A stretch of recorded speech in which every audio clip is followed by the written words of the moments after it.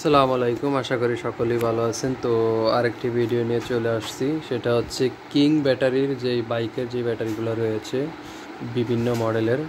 এটা হচ্ছে 12 and 7 ABS, হ্যাঁ, HBC 12 ভোল্ট।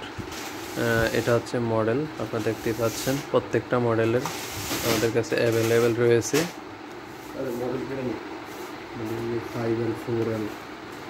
আমি দেখাইতেছি, দাঁড়ান।